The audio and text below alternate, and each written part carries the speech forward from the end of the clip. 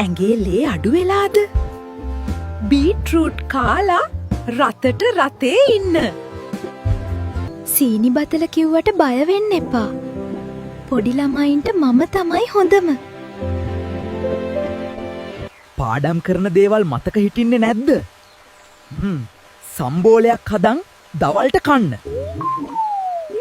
රස්නේ කාලෙට ඇඟ නිවෙන්නත් එක්ක පතෝල කරියක් හදලා බලන්න. ලස්සන වෙන්න ඕනේද? ක්‍රීම් ගාන්න එපා. මාව අමුවෙන් සලාද දාලා කන්න. මගේ ලිස්සන ගතියට බය වෙන්න එපා. ගැස්ට්‍රයිටිස් වලට මම විතරයි බෙහෙත. ඇඟට පතට හයිය ඕනෙද?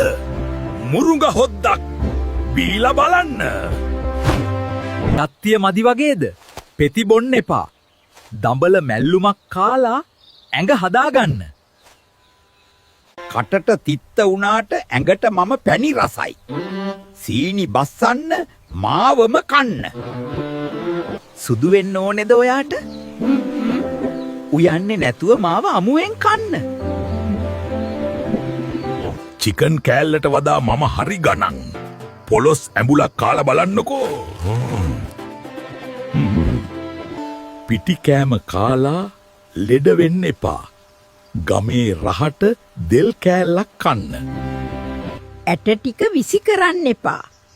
පණු අමාරුවට ඒක දිව්‍ය ඖෂධයක්. මාව ලිපේ තියලා රත් කරන්න එපා. කෑම කනකොට උඩින් මිරිකන්න.